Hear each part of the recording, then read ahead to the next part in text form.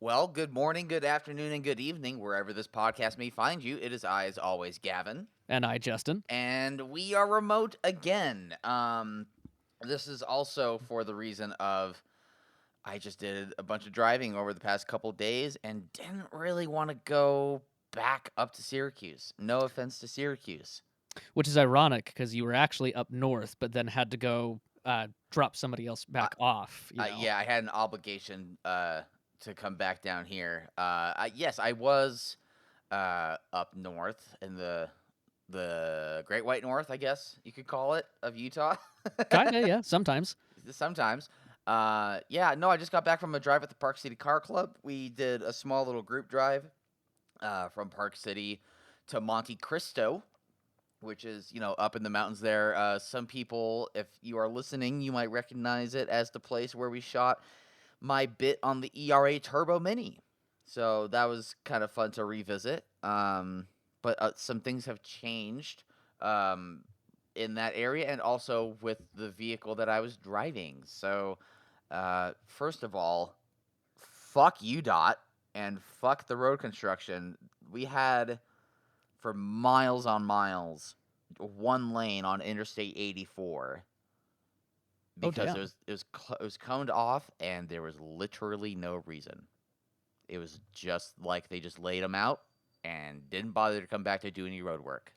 Had to find a way to use those tax dollars, I I guess. I guess fuck. And so there was that.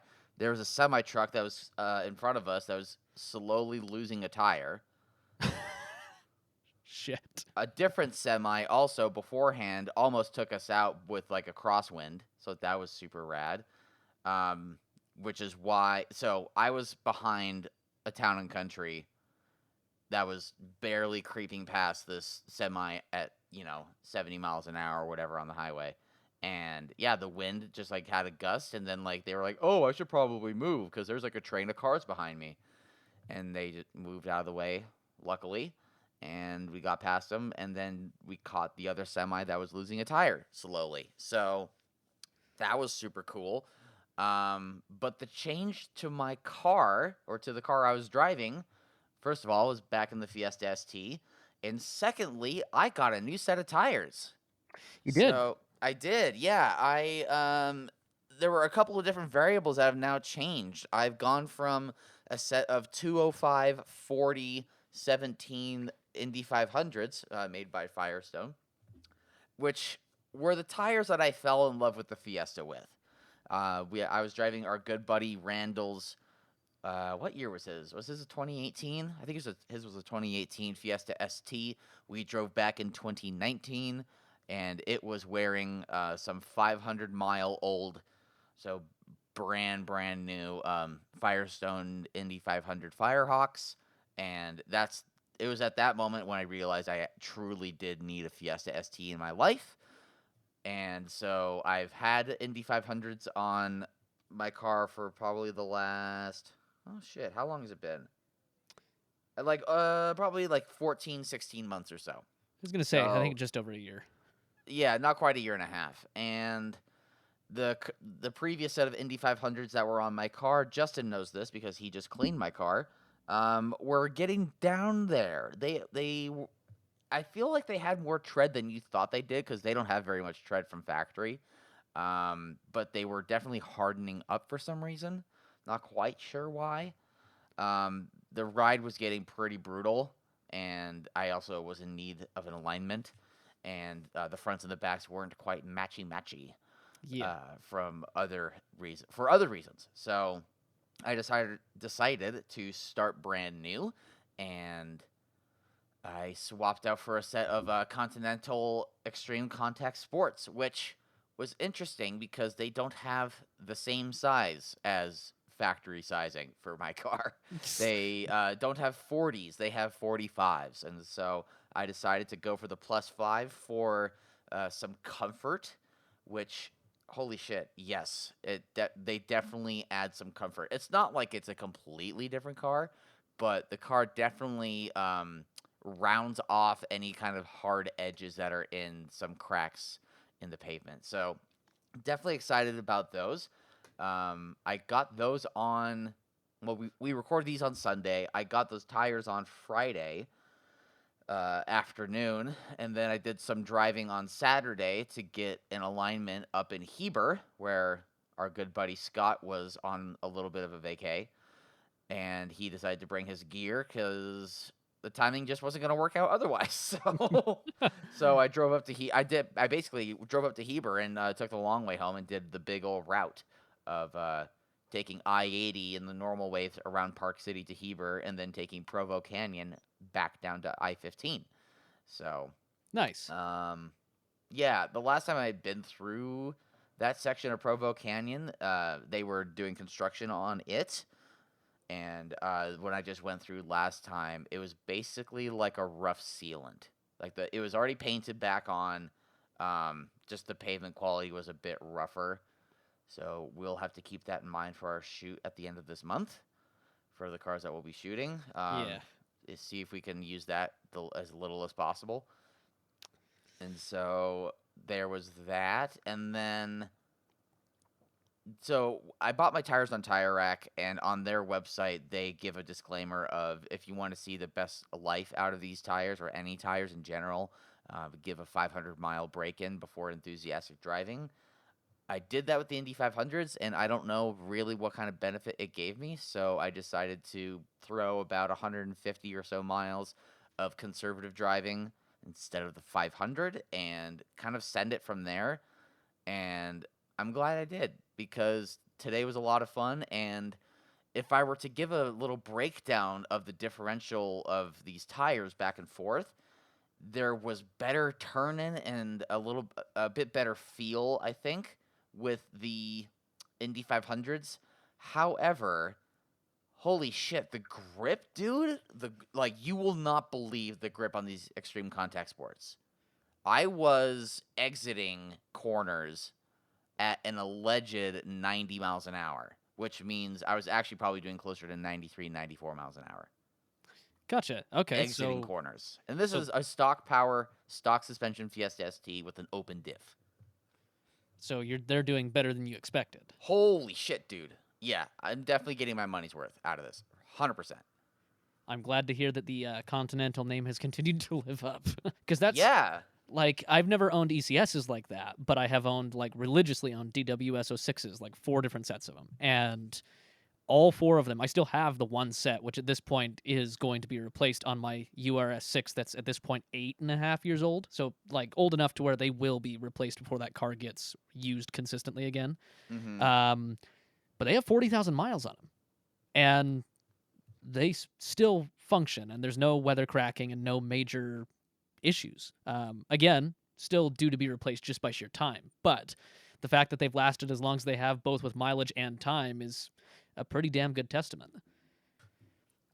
And they, I don't do any crazy driving with that car, but the last time I had it in snow, which was this past year, they still had it. They still had it. They hadn't lost like their ability to handle even in that cold weather. Yeah, I mean, it's about cold weather and light snow and Mm-hmm. mostly water performance with those tires. Yep. Mine as well, and that was the other reason why I wanted to upgrade to the ECSs. I just called them ECSs for short, just because of naming. Yeah. But yeah, I mean the water evacuation trenches in those are so much fucking deeper than anything that was ever on the Indy 500, even when brand new. Like, goddamn. Well, I'm excited to hear like you actually go through a rainstorm now. Yeah, And I'm definitely intrigued for sure. Today was not perfect. Um, while I was on the mountain, I started to feel a little bit of like a tick and like a slight thud under, like a recurring thud under my car. I was like, this is kind of weird. mm-hmm. I wonder if it had anything to do with the alignment from Scott yesterday, and if anything would have happened with like a tie rod or something, that vibration would only happen under motion, correct? Uh, generally yes, because then like when you're putting stress on it, that tie rod is then ever so slightly bouncing left and right and back and forth. Sure. I was getting vibrations on the same thug at idle, like at a stop, which makes me think rear motor mount. Yep. So that's not super great, especially when I had like a passenger with me that was Yeah. like low key like a little worried about it. Yeah. Because we're like hours from home, pretty much. So, especially if something were to go wrong, we'd be hours from home. So, I kind of took it easy, and it was interesting because on the way back down, we caught traffic, but the traffic was doing like 70 downhill. So we were like moving at like kind of a decent clip. I'm like, oh well, we'll at least get to lunchtime in a reasonable, time frame here. Yeah. So, and for those that are in Utah that are listening, we got lunch at the Shooting Star Saloon in Huntsville. 10 out of 10 would recommend. Super old school place. I've been told it's the oldest tavern in Utah, I think. I've heard of it. I think so. It's a famous tavern for those that are actually from here and that live here. So, yeah, got lunch and then dropped off my co-pilot and then drove back home and now we're doing this. So that's kind of how my weekend went. I'm excited about the tires. I already found that like if I wanted to do an upgrade on my rear motor mount, that it's just 150-ish bucks from Mountoon just to get an Okay. upgraded one. And so I might just buy a Mountoon piece and then just take it to like Larry Miller Ford and just have them install it because it'll still honor the warranty if I do it that way. I'm actually curious. Do you think that they would warranty a motor mount? Because they might. Like with your extended warranty that you have. They fucking better. No, what I'm saying is that they might just cover it if you go down there and say, "Hey, it's Oh, vibrating," maybe. That might be true. because then you wouldn't have to pay for it. Granted, wouldn't be an upgrade. However, Yeah. it might be worth asking. Yeah, and keeping things like engine mounts, whether they're, poly bushing or solid mounts or dog bone mounts, if you like any time that I've really heard of an upgrade over what people call an upgrade over stock, generally makes the car still more harsh. And I just tried to combat that with buying larger diameter tires. Yeah, So, no, that's the difficulty. Is upgraded quote unquote motor mounts. You're right. Typically means stiffer, just so they either don't break or they have less flex. right. But like yeah, so I crossed over the 61,000 mile mark like last week. Hmm. Like engine mounts shouldn't be going out at 60K. Like the car has been on track once. Yeah. Like and this was like a year and a half ago at least. Yeah, this is about like a year and a half ago that happened, and it's been doing daily driver duty, road trip duty. Um, I haven't hit the canyons as much in the past year as I used to. So I don't know. I mean, I'll put it. Go ahead. I'm crossing my fingers that it is that, and it's something that they can cover. Yeah, and I would agree that I think with your car, not being that old as time wise and not having that many miles, you'd hope a motor mount wouldn't go out. I'd say 60K. It's not unheard of, but it definitely you'd hope it would last a little longer.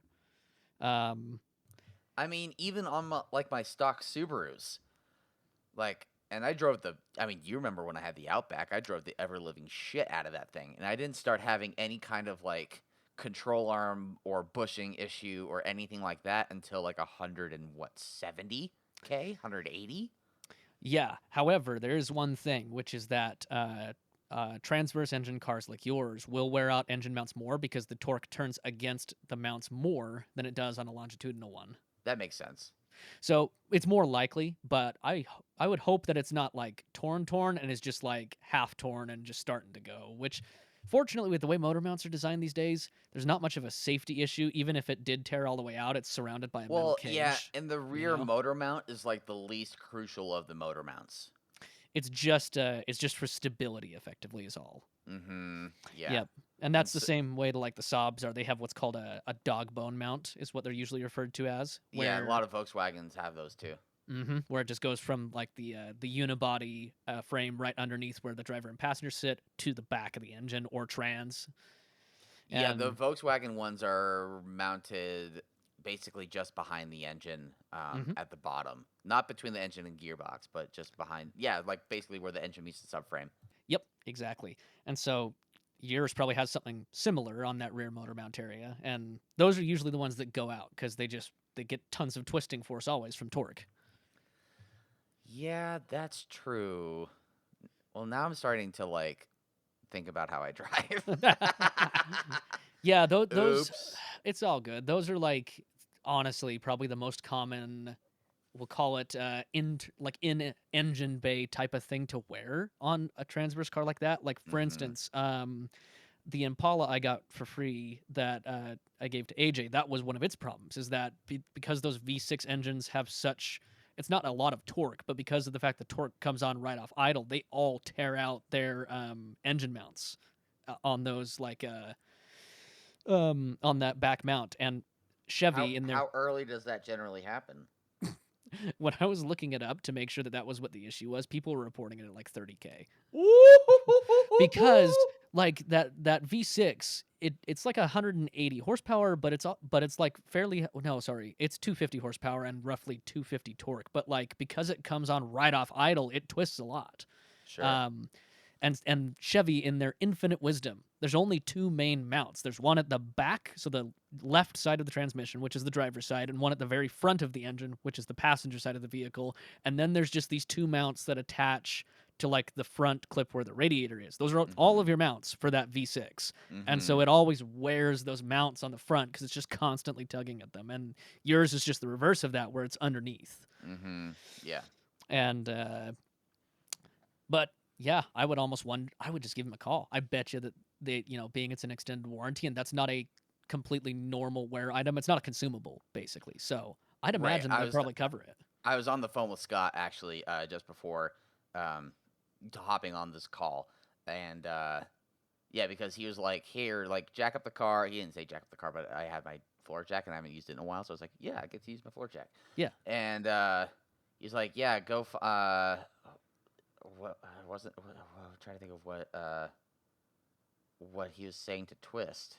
It wasn't control arm. It was what's the thing that you adjust when are adjusting tie towing? rod. Tie rod. Yep. Sorry, my brain's dead right now. Um, yeah, he's like, find like twist the tie rod or like the bushing and like see what happens. I'm like, I'm not seeing anything move at all. Like it should be good. And Yeah. like he was, he had to break out a fucking torch to get that shit to move earlier. Yeah. So I didn't think it was gonna move. No, yeah, things get seized really easily on cars, especially stuff like that where you adjust it once every year or two, and then it just sits there and goes through winters and stuff. Right, exactly. But okay, I mean, hopefully it's not too bad, and hopefully that's fairly easy to fix. And hopefully it's free. That would be even better. Even if it is just the stock motor mount, like free 50 free. You can't beat that. I'll take free part and labor. Yes, please. Exactly.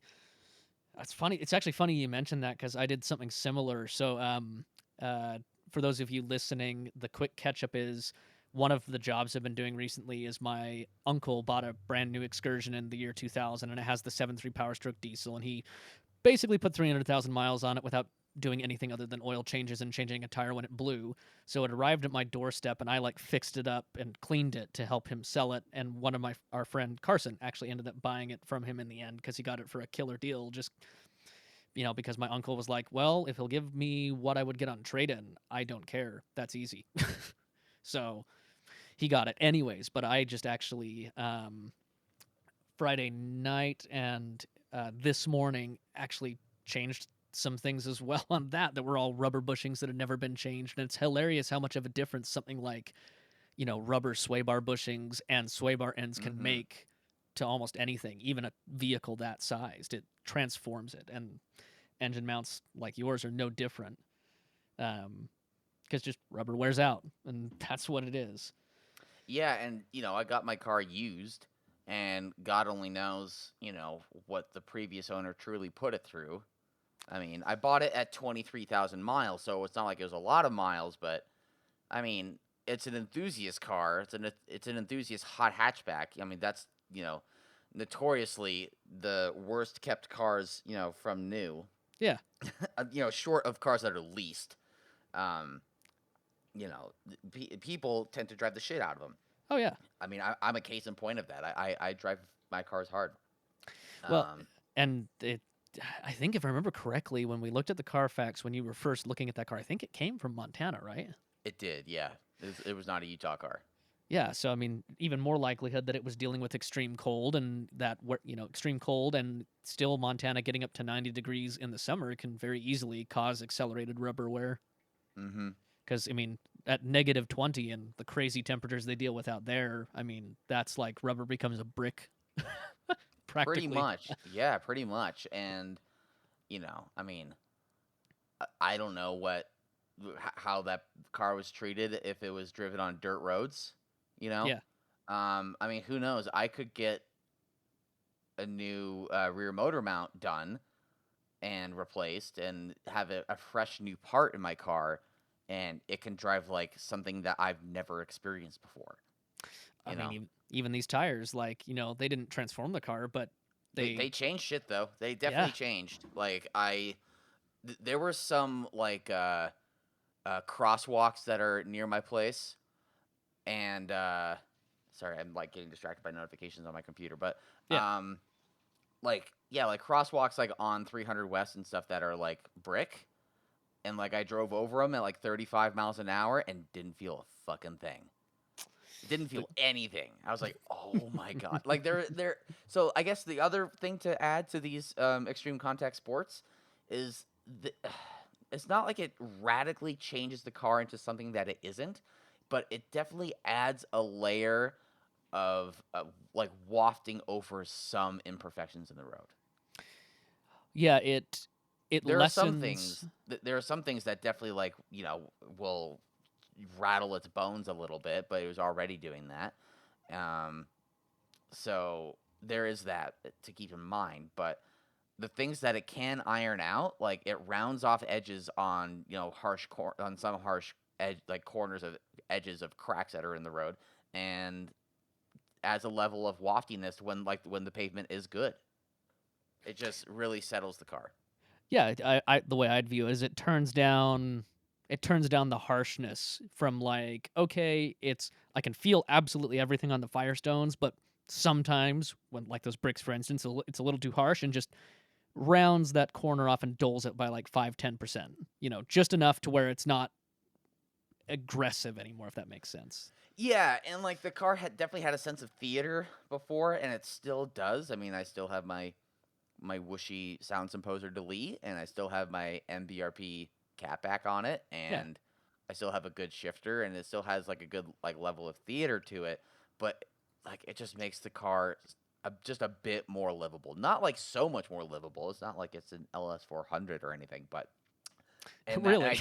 and I do yeah I know, and I do tend to use the LS400 as like my yardstick for refined, ironed out, completely removed driving experience, because that's like really at the core what that car is. Yeah. Um, but yeah, man, I'm quite pleased with the tires. I kind of have to play a mental game in my head about what speed I'm actually doing. And I am using cruise control when I'm around cops more. Good idea. I mean, I should have been doing that already. And it's not like I've been having a problem with getting, speeding tickets or anything. I haven't had one in a couple years, which is good for me. Need to keep that going. Yeah. Ironically, I um, have. I know how the turntables, man. How the fucking turntables. But yeah, no, I'm mostly happy, and I'm fairly optimistic about the direction this car is going in. Hopefully, I can get a free rear motor mount, and if that's the case, then I'll do that and probably add some sway bars, because I'm starting to like with how good the tires are. I'm starting to push the actual suspension capabilities, and I don't want coilovers. I don't want lowering. I can't have lowering springs. Like the car actually can't go any lower because I'm kind of getting closer to pushing tolerances with the space in the wheel well. Very much so. So, which is interesting because it's only a +5. It's not like I've gone up an inch on wheels or anything. Um, but yeah, no, I'm starting to get closer to that. So, And sway bars any it is. Yeah, and any lower, you'd also struggle with like getting into your garage at your house and I whatnot. do feel like I have a little bit more ground clearance though. I definitely like for my the first things first. Like I definitely noticed that. Yeah, I think so too. When you pulled up, Gavin met me on Friday to grab the radios for this drive that he just did, and yeah, Yeah. I would definitely say I think it's riding probably a good half inch higher. Which I mean, I ain't gonna worry about that. I ain't gonna complain. Half I'll inch take makes a it. difference. Oh, speak for yourself, son. Okay, okay. Yes, I will. I will speak for myself. Anyways, no, I mean, I'd be curious to see what the sway bars do to your car because again, that's what I just fixed on this excursion, and even on a vehicle that big that like is in no way a dynamics vehicle, it made a huge difference. Just attaching new end links and throwing new rubber into the bushings where it attaches to the axle. So like on a car like yours, any little upgrade, I'm sure, should be exemplified pretty heavily.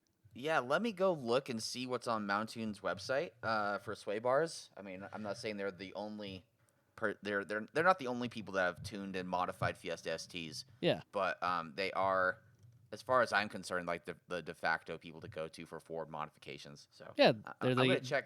the main source. Yeah, exactly. So I'm gonna go and see what they actually have.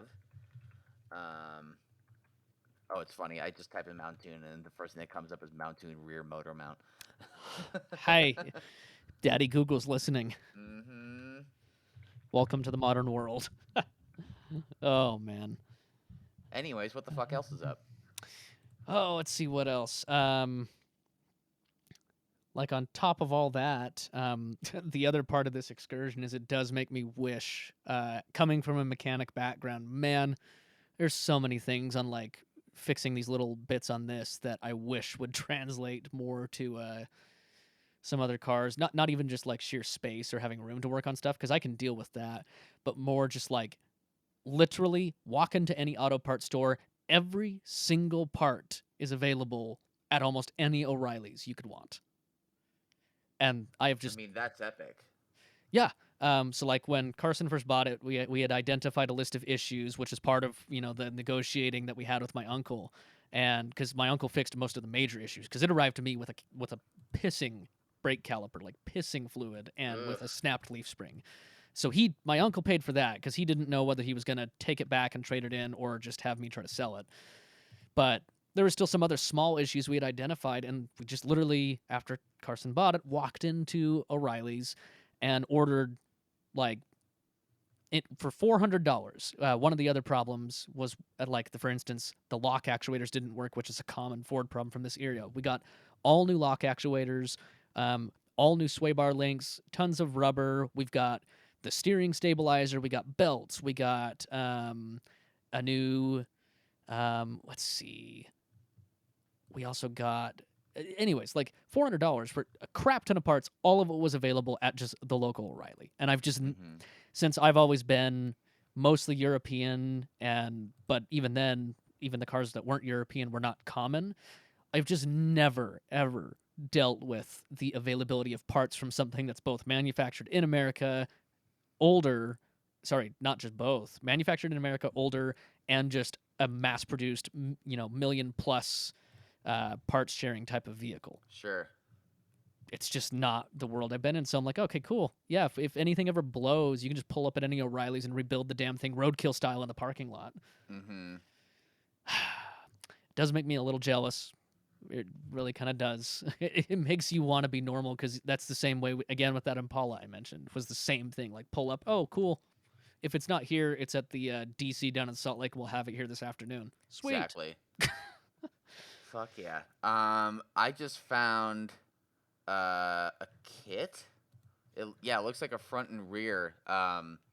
Not actually on Mountoon. Mountoon actually didn't have anything for sway bars and stuff. But Interesting. I went on to Rally Sport Direct, which is the other de facto go-to place if you want to modify, Ford, Subarus, Mazdas, fucking whatever. Parts wholesaler, Mm-hmm. and pull from a bunch of brands. And so I found a front and rear sway bar kit, 25 millimeter front and 21 millimeter rear, which is probably a good and healthy number because Yeah. more than 25 5 in the rear, and you're gonna start having you'll turn into a Mustang, really. Yeah. Yeah. So, um, yeah, for $500. Okay. That's not So, horrendous. so it's not atrocious. And that's the nice thing about these cars is that either consumables or a bunch of hardware parts. Like nothing's really that expensive. So this comes with bushings, comes with screws, comes with the 2 sway bars, and it comes with like these. Not quite sure what you call them. They're like little U. I guess they're brackets. They're kind of these U-shaped brackets that kind of hold things in place. I guess. Yeah. Um, Oh, yeah, that's what would mount. So that bracket would go around like the where it mounts the sway bar, most likely to the subframe, yeah. and sandwiches it all together. Yeah. So that might be happening. If I just wanted to get a front sway bar, which is kind of really more of what I'm looking at. I don't really care to get the back end out. Um, it's really about just like maintaining, a level of sway, to keep things still somewhat entertaining, but not like leaning over like my Forester. Yeah. And I feel like the front is really where that happens more. If I stiffen the rears, I'll be more subject to wheel lift in the back. Doing that the dog leg, what people call dog legging or like 3-wheeling, Tripoding. tripoding. Yeah, I mean it's fun. I still get it like when I'm pulling into gas stations and stuff when I'm stock. So like I don't know. I kind of don't give a shit. I would rather carry more speed through corners than care about what my rear inside wheel is doing. I think it's more cool visually than anything else. Like it makes it look You visually look if like you're really going for it. Yeah. yeah. But in reality, it's better to keep all 4 wheels on the ground. Yeah, in a perfect world. In a perfect world, yeah. Um, okay, yeah. I think the front would definitely be better because not only do you not want a tripod, but on top of that, that's where you're gonna feel more of it from steering and from initial turning and things like that. And I almost wonder if that'll help us. I wonder if it'll help with steering feel. Like, or to help with maybe not with feel, but with like that initial turn in and the initial chuck, because that's so much of what this car's personality is, and that is what I do like about the Indy 500s is that they were an upgraded tire compound from the fucking horrendous Bridgestones that came with the car.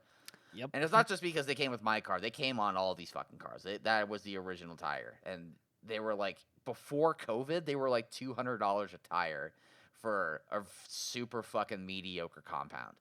So the nice thing about the Indy 500s is that it was an upgraded compound that still maintained the character and what the things I loved about the car and like how fun the turn in and chuckability is and all that stuff. But Yeah. I do wonder if adding a front sway bar would like help with like that initial steering. You could call it a bite, Yeah. I don't know. I think so. In my experience with sway bars, because I haven't actually upgraded a full sway bar, but I have replaced bushings and end links with much stiffer either compounds or with much better attachment mechanisms, and it definitely has noticed a difference even when I'm not going at it. Sure. So I would say it's a fair chance, but that might be good next thing to put on the list because most everything else is going good. I know you are coming up on needing brakes, but. Yeah, I probably on the fronts have about 25% left, and I probably have about 35, maybe 40% life left in the rears. The Yeah. rears actually didn't look that bad, but yeah, I mean that'll be a thing that happens over winter, and I'll have, I'll just make sure to do new brakes, front and rear. I like just doing them all at once, just so I know everything is good. Yeah. When that happens, I'll also be bleeding out my fluid because it's been, at this point of the recording, almost a year and a half also since I have done brakes. Which that's good because PSA, if you didn't know, you should literally, if you read your owner's manual, which most people don't, you should be bleeding your brakes every 2 years, even in a normal ass car, because brake fluid naturally collects moisture. Yeah, and if you drive your cars hard and if your brake fluid gets warm, at least repeatedly, then you need to do that shit every year. Yeah. Yeah. Fortunately for me, I've upgraded. When I did, I did kind of a brake overhaul. I didn't do it. I had somebody do it. Yeah. But a brake overhaul was done. So stainless steel lines, which helps with compression under load, and the lines don't expand, which is good. Because when the lines do expand, you lose brake force, and when the fluid gets hot, it's more likely to expand the lines, whether they are plastic or steel, Mm-hmm. and you then lose your brake force. That's what brake fade is when the fluid gets hot, it doesn't have as much compression. So I got steel lines and I got a higher temperature fluid, which basically, for those that don't know, means that the threshold for the boiling point of that fluid is higher. So it means you have more of a tolerance for either hard canyon driving or for track days or anything like that. Dot 4 fluid and upgraded brake pads and steel lines are the go-to for if you ever want to start track driving. And also, theoretically, even paying for somebody to install them, they're so cheap. Like, it's really not that bad if you think about the grand scheme of upgrade costs. Yeah. Oh, It's 100%. it's really not bad at all, and it can make a big difference even to just general feel. Because I did that on my 2003 Audi S6 as well. I bought the car pretty neglected, but that's one of the things I did is swapped out all the rubber for stainless steel lines, swapped out new pads and rotors because the dude had put some real cheap Chinese grade like cross drilled bullshit rotors on there that were not Sure. good. The ECS special. No, this was worse than ECS. This Oh, was, really? yeah, the ones I bought were ECS, and that was an upgrade. Mm. These were bad. But yeah, even just to the daily driving duty that thing did, there was a difference in just It's also a general heavier feel. vehicle too. I mean, Mm-hmm. I'm 27. I'm with my seats. I'm probably 2,800 pounds, Yep, and compared to what 4,100 pounds probably in the S6. it was 4100. Yep. Yeah. So it's a Yeah, difference. yeah, difference in a fairly large lad of a car. Yeah, 1,200 pound increase. Yeah, Ye- Actually, yeah, 12 to 1300, somewhere around there, and then somewhere in there. Yeah. adding people and stuff, and Oh yeah, 100%. it goes up. Oh, actually, speaking of slightly larger lads, Oh. so um, also with Carson, we actually got to check out on Saturday morning before I went and did my normal Sherwin route. The Volvo dealer actually had an S60 Polestar Recharge come in. So the new one, the plug-in hybrid one with all that, with the Öhlins factory suspension and stuff. Is Carson that the one that Carson's getting? he wants the V60. He wants the wagon. Oh, This duh. was the sedan. But Yeah. yes, same car, just wagon versus sedan. Mhm. So I do have to give props to Ken Garff Volvo in Salt Lake. They've been really cool. Like his salesman, despite the fact he's on a long list, has kept him up to date. And he called Carson and said, "Hey, so this car is here. You can't drive it, but this is the first time we've had an identical car to what you want show up. So if you want to come, check it out, mess around with anything, look at anything you want. You just can't drive it, sadly, because it's probably going to get sold tomorrow because somebody gave this up. The salesman actually thinks what happened is that Ken Garff corporate ordered this car in, assuming one of the executives might take it, and then apparently they didn't. So now it's going on to regular sales. Interesting.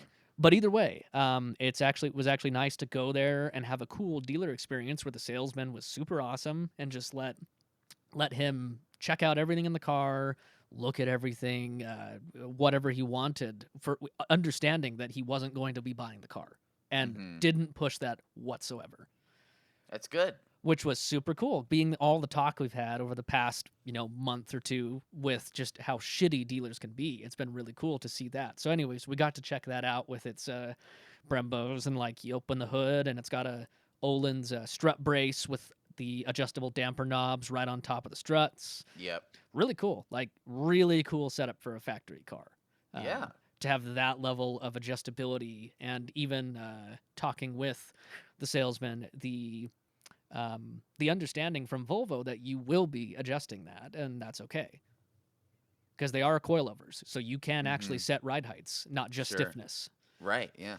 which is again like super cool. And like they They updated the seats, so like the buckets now have these really cool fabric inlays on the inside edge of the bolsters that are designed to be super grippy. Oh, cool. So theoretically keeps you in better, and it was also nice because this is the first like new Volvo I've seen. I've been around plenty of the 2016 through 2020 version because that's really when they redesigned everything, was around 2016ish, and so Yeah.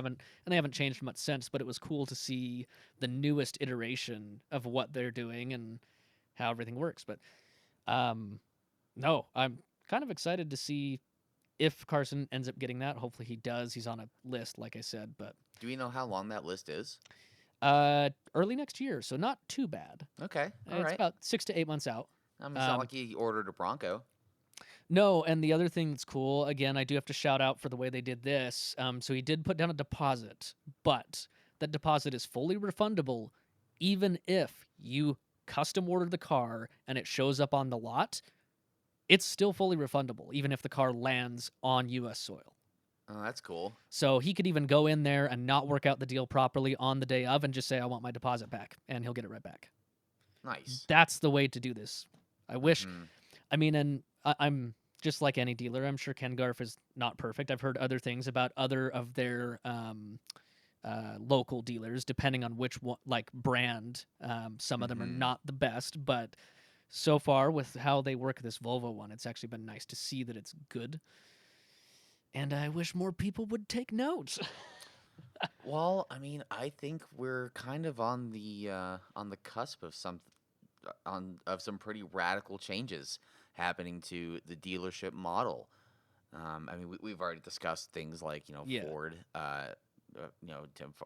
Jim Farley, um, speaking up about wanting to possibly get rid of the dealership model entirely and do direct to consumer, Yep. which I am super here for.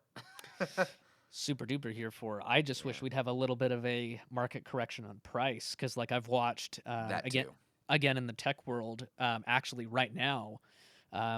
So everything tech for the past 2 years, as far as computer stuff, has been exorbitantly inflated, and the past 3 months, the market has come crashing down. So if you were to go buy the same components today, they are on average 60 to 70% cheaper than they were a year ago.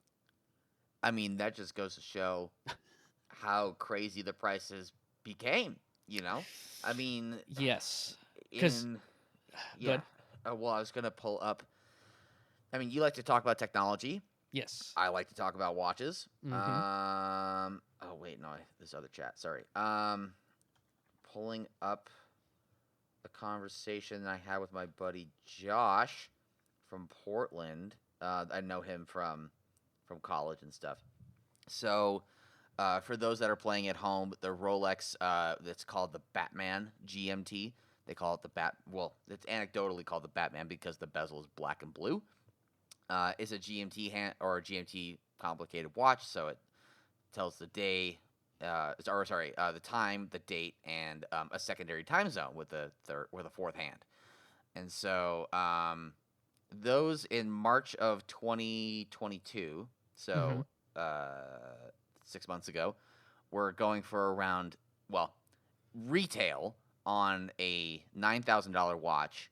The market was commanding $21,000. Yep. Now it's Yeah. down to 16.9 in a 6 month delta or 6 month difference. That's on the Oyster bracelet, the Jubilee bracelet, which is just a prettier, more dressier looking bracelet. That goes from 9,000 up to a $10,750 watch, retail. And this is all because the gray market's crazy, and you just can't. Even if you're Warren Buffett, and if you haven't bought X amount of watches from them and have kind of climbed their own inner corporate ladder, you're not going to get anything until you get on a wait list. Yeah. Doesn't matter how much money you have. 10,750 retail on Jubilee March of 2022 was $23,200.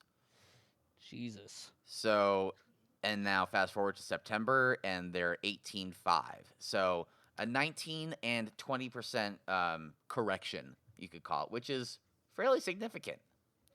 Yeah, and with the PC world, it basically went as follows. So about 6 months after COVID first hit, after the initial March lockdowns and whatnot, is when the newest stuff from like NVIDIA graphics cards and stuff all came out right in the middle of like factories having been shut down and all this stuff. And for instance, the best card that NVIDIA sold at the time was supposed to retail for $1,500. For the end of 2020 and almost the entirety of 2021, that card was selling, not like listed, but selling on eBay for anywhere from $2,500 to $4,000. Good God. So it wasn't like a 50% increase; it was like a 300% increase sometimes, Yeah. depending on model and whatnot. And who's selling? Yeah. Yes. So now that same, and also during that whole time, since everybody was buying an extremely limited supply of new, and especially since also crypto mining, which runs off of graphics cards like this, Yep. was really booming at the time. They were hoarding everything, and then any little scraps that were left over for gamers or content creators or whatever were just Enthusiasts at large. just soaked up. There was just nothing to buy for almost an entire year and a half. And then when crypto crashed earlier this year in 2022 is when we just started this quick and swift downhill to where now you can buy that same card brand new in most stores for less than it was new. We're talking a $500 discount from what the MSRP was supposed to be. And that part of that also has to do with the passing of time, and that's because we're talking about that same graphics card that came out in, mid-late 2020, right? Yeah, and they run on a 2-year cycle. So part of that is true where this year, in literally the next couple weeks, is when the new stuff is hitting the ground. And that's a lot of it as well. But like used, you can now find those things for $600, $800 that we're trading for Awesome. 5-6 times that. That's just it's a year asinine. ago. It's asinine that people were doing that. And I mean, like I've said before on the podcast, I've just kind of alluded to it now. Other watches, there were articles that were actually coming out from news publications that were not watch related, but they were more like finance related because there are people that park money in high horology timepieces. Yeah. And, from Audemars Piguet and Patek Philippe and higher end Rolexes and precious metals, where like watches that were like trading or being sold for like high 70s were then selling for like low 60s, which is also a correction in itself. Yes. Yeah. How do you fucking feel with your coming in with your crypto money and buying up all the shit, thinking that's gonna be worth? You finally took your fake money to buy something that is actually a tangible product, and then losing like 17% on it in over a year. Fucking yikes. Oh man, talk about fake money. I was just curious. I pulled up because I know it's dropped substantially. So the height in the past 5 years of Bitcoin was at roughly 68,000 in November of last year, and right now it's down to 18.8. Whoa! Sorry, I haven't really been paying that much attention to crypto, but holy shit. So the only reason I have is to do with the PC part stuff because to really make it short, the crypto design Ethereum, not Bitcoin, which is another one, but Ethereum is what most of the mining was occurring on. A lot of times people would trade Ethereum for Bitcoin because Bitcoin's just the most famous one and most volatile, so you can get big ups and downs. That has been rumored to change over from mining on devices like that due to environmental reasons because they use a ton of power to a total different type of mining. Well, in the process, as all these rumors going on, they've been fluctuating a lot. But like right here is the drop I was talking about in June. Bitcoin was at 30K, and then within the span of 2 weeks, dropped down to 18.8. How do you fucking feel now? 40% drop. That's fucking huge. Here's the thing. There are smart crypto people, and those are the people that get in and just get out and effectively cash out on fake money from the people that are just parking everything. But there's the whole, phrase of pump and dump. Yeah, and I haven't really done that myself. I have like traded stocks relatively quickly, bought low, sold high, and made like a couple $100. I don't have money to trade enough to make ridiculous amounts on like 5% gains. But Well, Like, and people were also treating crypto as stocks yep. when it's not necessarily the same thing. Well, it's And not at people were, all.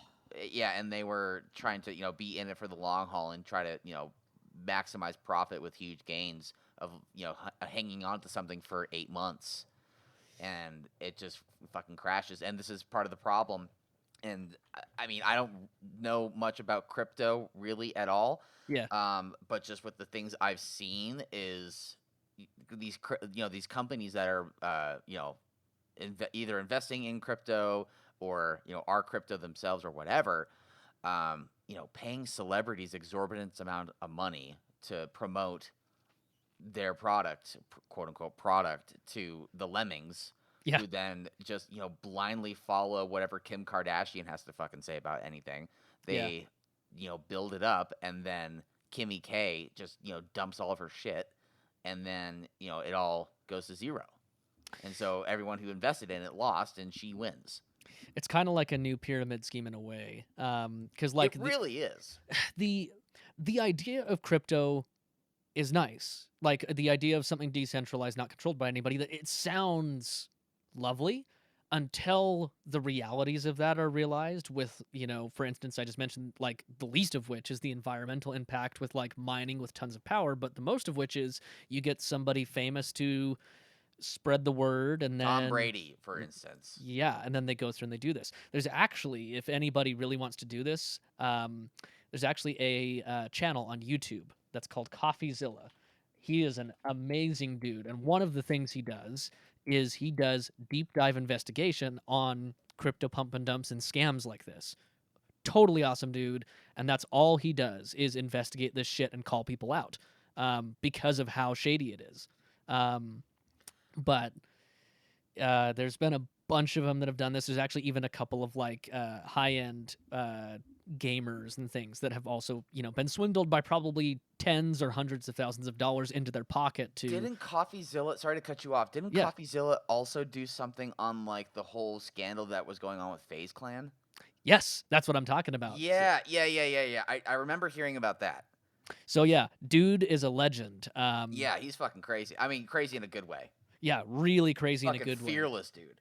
Oh yeah, because he's called out some individuals that like I wouldn't say that they're willing to have somebody knocked off, but individuals that have enough power that you never know what could happen. Is Sure. I kind of mean, the best way to maybe put it. either financially knocked off or legally knocked off. Exactly. Like you really never know, but Yeah. he's done some really cool shit.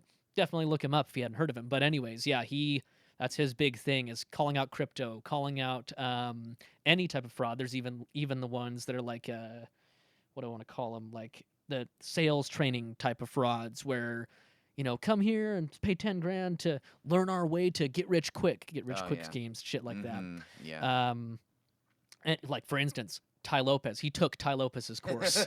Yeah. Oh, yeah. He literally paid to take it so he could tell you how shit it was. Mm-hmm.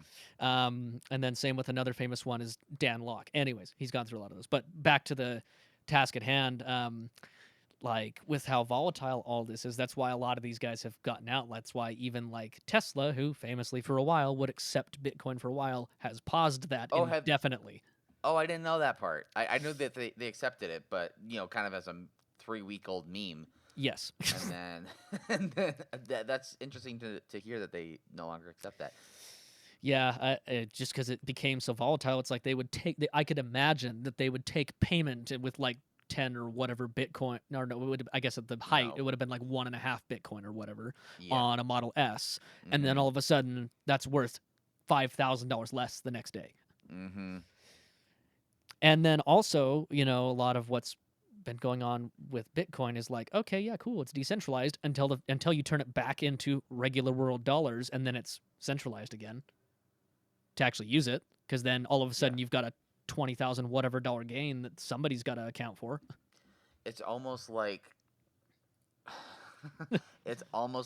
we are little kids and we need to have a grown up.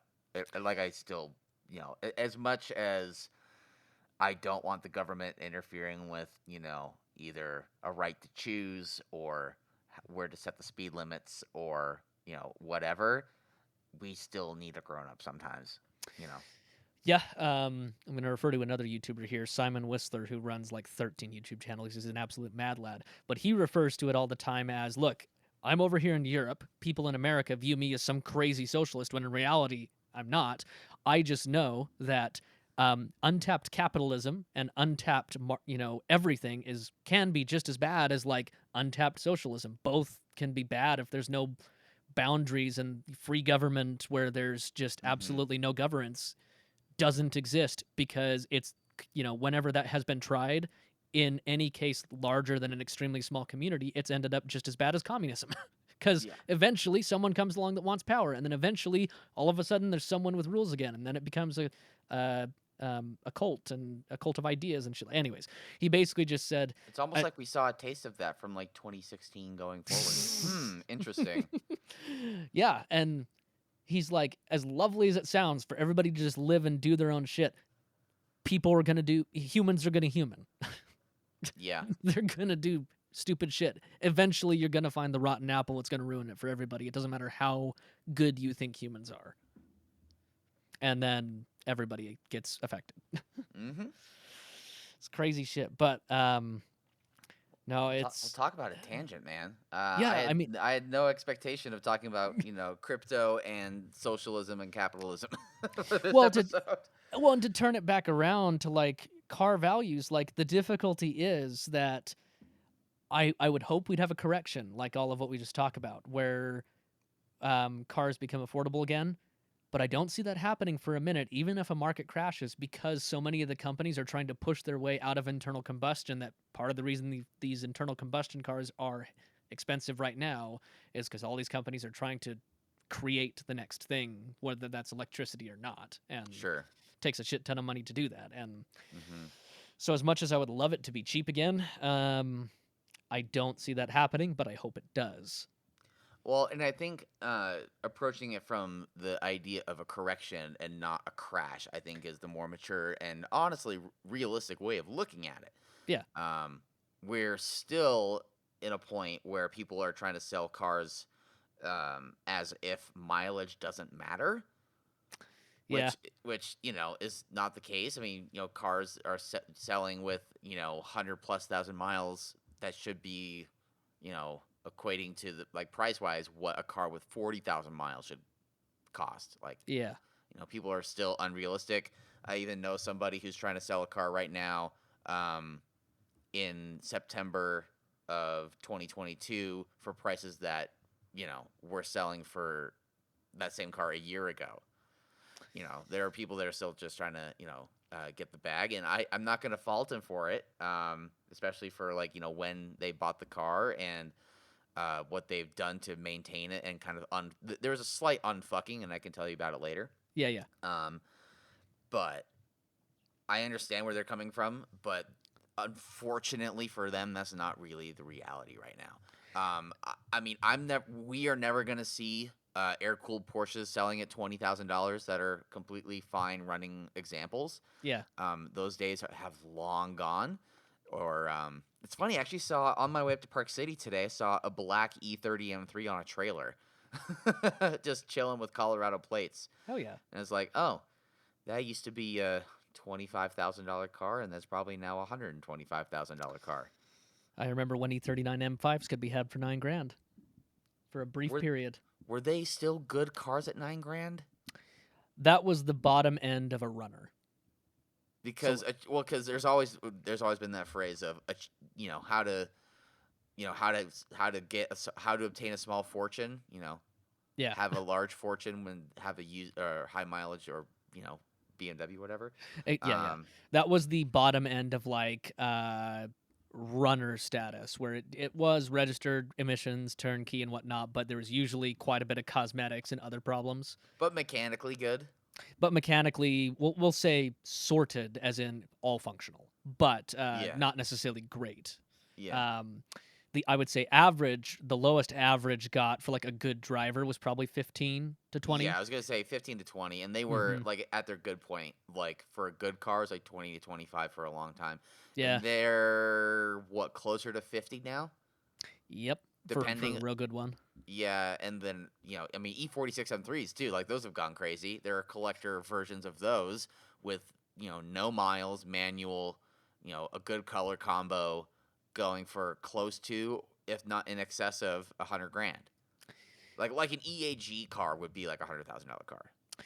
Well, yeah, and I think even honestly, even the bigger discussion is actually with even normal ass cars because, like collector cars are one thing; they go up and down, and of course, when something becomes desirable through whatever means, they're gonna shoot up. That's how the collector market works. But it's even with regular ass used cars is where I think the market is hurt the most because new cars are just going to go up in price. That's just nature of inflation and new development. Not Um, even just that, though. I mean, having all sorts of, crazy, like adding $10,000 of markup to a RAV4 Prime, or yeah, $20,000 of markup to a RAV4 Prime, or some cars that are not like enthusiast cars, but like, more on the luxury end of things for like a luxury SUV, are yeah. borderline double MSRP. Like, get the fuck out of here. No, agreed, because that just adds more to the fire that's already burning. But like we've seen in the past couple years, because so many people held on to their vehicles instead of trading in the normal fashion during COVID and even times before that, the bottom level for like if you just needed a running driving car that probably had like non-functioning AC or other problems but was safe and registerable, that used to be about 1 to 2 grand for just like some old 2002 Chevy Cobalt or something like that. Yeah. Now that number has bumped up to 2 to 3, which doesn't sound like a lot until you Or think about the five. fact, or 5, yeah, which doesn't sound like a lot until you think that that's a 100 to 200% increase. Mm-hmm. Because that number just gets exponentially bigger. If you go for a car that used to be 5 grand, it's now 10 to 15. Right. And because I've seen that with the dealers I work with, and they don't, in a lot of cases, they don't necessarily want to charge that, but at auction, because the auction also reflects reality, they shoot up as well because the market became so thin. So, like, even just pulling up Facebook right here and just looking at whatever the fuck pops up in the vehicles category, like $160,000 2007 Chevy Cobalt for 3 grand. Mm-hmm. And that's okay, but that same car a couple years ago would probably have been closer to 2. And Yeah, and yeah, I don't see that as much of a problem. I mean, if you look at, ratios and proportions, like, yeah, it is a huge jump.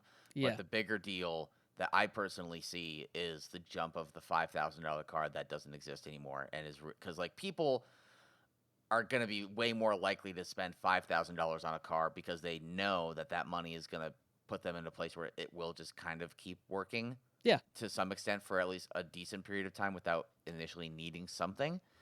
That $5,000 car is now 10 grand. Yeah, what used to be the sweet spot is you used to be able to get about a 10-year-old car with around 120,000 miles, something that's 1 to 2 owner. 4 to 5 grand. Yeah, 4 to 5, sometimes maybe depending on the car, 5 to 10. Like in that $4 to $10,000 range, depending on what the car is and when it was new. And Now, now that starts at 10. yes, now like for instance, a car I prepped for a dealer just the other day, um, it was a 2010 Dodge 1500 that was pretty beat and had a lot of exterior rust and other stuff, and 151,000 miles, ran good and everything functioned, but like a pretty beat up contractor truck. Yeah, I mean, 9 grand, where that same thing used to be $4,000 to $5,000. Yeah. It's pretty crazy, and that's what's hurting, I think, the most people is the cars that used to be good enough to run for a while from the $5,000 to $10,000 range are now priced out of what most people can get a loan for, on top of loans being difficult to qualify for due to all the stuff that's gone on the past couple of years, on top of wages not increasing with the 20+% inflation. It's quite the fire. Sorry, Doesn't it make you want to just put a fucking gun in your mouth? a little bit sometimes. That's I'm very glad that I got the things I did prior to this, because Yeah, I haven't. you bought a fucking four-wheel drive Toyota in 2019. Yep. So a year out of them becoming unobtainable, um, Yeah, and then also my house as well. sure. Before that doubled in value in 2 years. Yeah. Also pathetic, and also a reason that I wouldn't sell, as tantalizing it as it is to pocket a 6-digit amount. I don't see my house as that valuable personally. Mm-hmm. So Yeah, but people from the Bay Area do. Oh, they do. I know. I've got a lovely guy down the road. Awesome dude. But yeah, he's from the Bay Area. Paid cash for that Oh, is house. he? Yes. No, he literally sold his lovely little beach house in the Bay Area for like 1.2 mil, and then moved here and bought a $750,000 mansion. To him, it's fantastic. Sure. But to everybody else here, with how crazy that's gotten here in Utah, it's difficult. It's also why we're seeing more people live at home or drive the same car for twice as long. It's all connected. Yep. But It's all connected. Maybe that should be the title of this podcast. keep in mind, anything you do, there's a cause and effect. And that's what Yes. basically this whole thing is cause and effect that has caused the situation we're now in. No matter what you're into, that's the thing. This can almost be applied to anything these days. Greed causes greed. Yes. But Well, cool. Well, do you have anything else you want to share? I think the only thing just to make note of is that we have a shoot coming up this next week. Hopefully video out here soon. We do. Well, I've been telling people, and I'm putting it out there in the universe, so then it actually happens, because then we can then be held accountable. Yeah. Halloween. I think we should drop it on either the 30th or the 31st to celebrate, or just to be in the season, I guess, spooky Yeah. season. We're doing some death cars, some cars that want to kill us. One of them tried to kill me once. Yeah. Unfortunately, is unsuccessful. Darn. Oh, darn. Wow, that's like 2 suicide jokes in like 3 minutes. I know. I promise I'm fine, everybody. I promise I'm fine. We need You some don't need to call clarification. anybody on me. Ugh. Yeah. Anyways, yeah, we have that coming out. Justin and I have been R&Ding a hoodie Mhm. that it's good for us, because this is a hoodie that will be made to order. We don't have to sit on inventory, so we'll let you know when it goes live. We'll discuss it on the podcast. We'll put it on our socials. We'll have Yeah. photos for it. I've been wearing it, and I wore it this morning actually to our drive, and it felt great.